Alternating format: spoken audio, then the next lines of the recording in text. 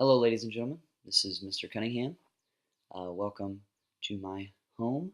This is where we're going to be learning about metric units and also something called the International System of Units, or SI units.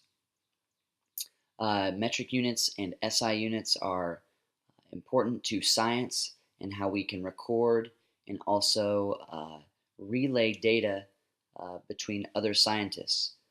Scientists all over the world use metric and SI units in order to be able to communicate back and forth. Um, in a way, numbers are kind of a language, and really in the United States, we are using the English system, which is a different numbers language than the rest of the world. The rest of the world uses metric uh, units, and we use English units. So it's going to be important in our class that we use metric units. So what we're going to do today is kind of look at how metric units are set up, and really I think you'll find that it's actually not too bad once you start learning how to use these metric units. So let's take a look at them. So let's take a look at these metric units and how we can, I guess, interpret them.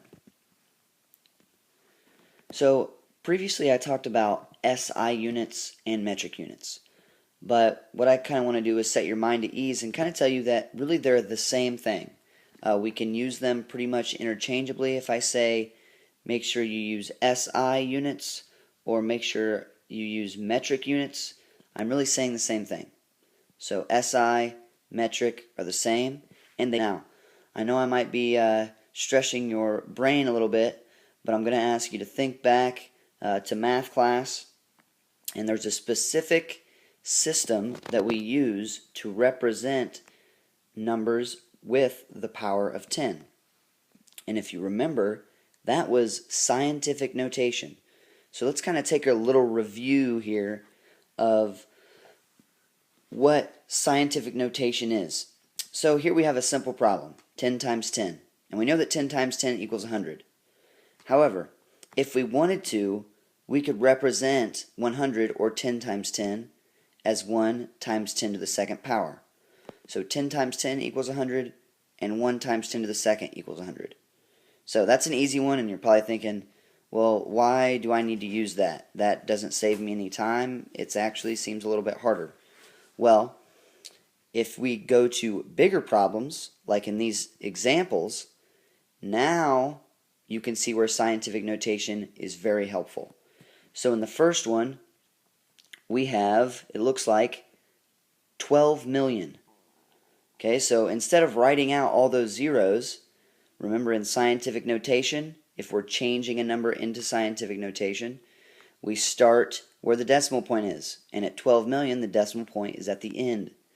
So we count how many spaces we have to move the decimal point in order to make a number between 1 and 10.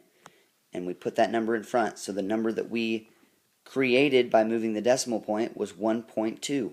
So we put 1.2 in the front. Then we find out how many spaces we moved. We moved 7 spaces, so we put the 7 as the exponent on the 10. So to write 12 million in scientific notation, we would write 1.2 times 10 to the 7th power. And now here's how we kind of go the opposite direction. In example 2, here we have 0.0003. Well, we can write that in scientific notation by moving the decimal point until we have a number between 1 and 10. So if we move it all the way to the right, we would end up with 3.0. We move the decimal point over 4 spots. But remember, when we move the decimal point to the right, we have to make the number negative. So we move the decimal point 4 spots to the right, so we make it a negative 4, so the scientific notation for 0.0003 would be 3.0 times 10 to the negative 4th power. So that's kind of just a little bit of a review on how we do scientific notation, and that's going to kind of have to do with how we look at and how we can interpret metrics. So in metrics, I said that they have base units. Now these base units there's tons of base units.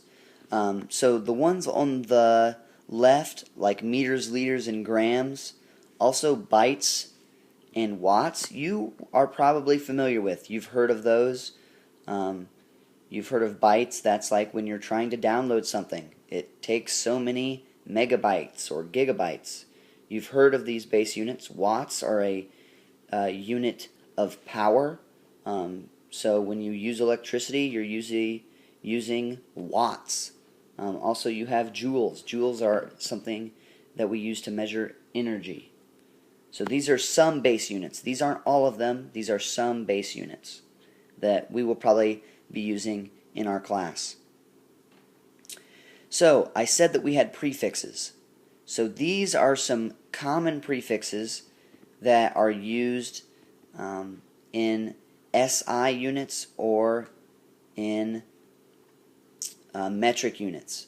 So we have from the bottom, or I guess starting from the middle, we have our base unit. So one of those base units could be meters. Okay, so you've heard of millimeters. So if we start from the bottom and work bottom left corner and work our way up, our prefixes are milli, centi, deci, then our base unit, then deca, hecto, and kilo. So you've heard of millimeters or milliliters or milligrams. Okay, so those are all based on these prefixes. So you'll see these the yellow arrows. What that is saying is the base unit can change. Okay, the base unit could be liters, the base unit could be meters, or it could be grams. So if you'll follow the yellow arrow up from the B on base, it has a times 10 and it goes to deca. Okay, what that's saying is if you have a decaliter would be 10 times larger than a liter. If you had a hectoliter, that would be 100 times larger than a liter.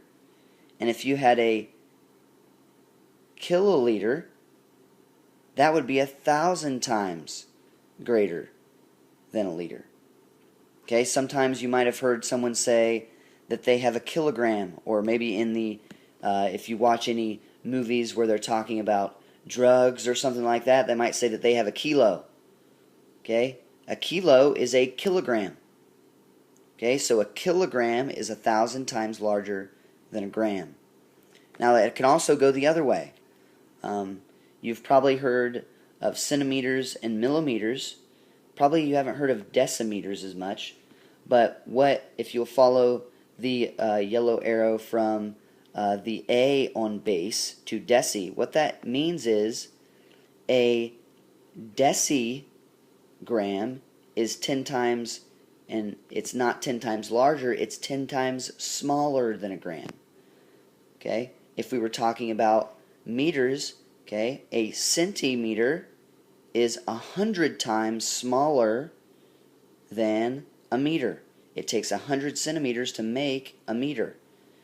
For a milliliter, it takes 1,000 milliliters to make 1 liter. Same thing for millimeters. It takes 1,000 millimeters to make 1 meter. So a millimeter is 1,000 times smaller than a meter. Now at the bottom, you have an acronym. Okay? So this stands for, if you'll look at the red underlining on our prefixes, the first letter of each of those prefixes is the first letter of the word in that acronym. So K in KISS stands for kilo. So this is kind of an easy way to help you remember these prefixes. So kilo, hecto, deca, the base, deci, centi, milli. Okay, you can remember this acronym. Kiss her daily because divorce costs much. If you remember that acronym, you can remember. It can help you remember these prefixes. So let's kind of look, kind of finish up here. What we talked about with prefixes. Okay, kilo, remember, means 1,000 times greater. Okay, So 1 kilobyte is equal to 1, remember the scientific notation, 1 times 10 to the third. 10 to the third is the same thing as 1,000. 10 times 10 is 100. 100 times 10 is 1,000. So 1 kilobyte is equal to 1,000 bytes. Okay, a kilobyte is 1,000 times greater than a byte. Okay, same thing with a milligram. A milligram is 1,000 times smaller. Remember the prefix milli, okay, means 1,000 times smaller. So that's why we put 10 to the minus 3. We're making the gram smaller, so it's milli. So 1 times 10 to the minus third is the same thing as 1 times 0.001. Okay, so a milligram is equal to 1 times 10 to the minus 3 grams, which is the same thing as 0.001 grams, or it is 1,000 times smaller than a gram. Well, I hope that you learned a little bit, at least, about how we can use metric units or SI units in our classes. And hopefully you kind of learned a little bit about the prefixes. We're going to keep kind of practicing these in class a little bit to get more familiar with them so that we'll be able to use them in our classes in order to relay data and the results that we get in our labs. Uh, Thank you for watching, and I'll see you next time in class.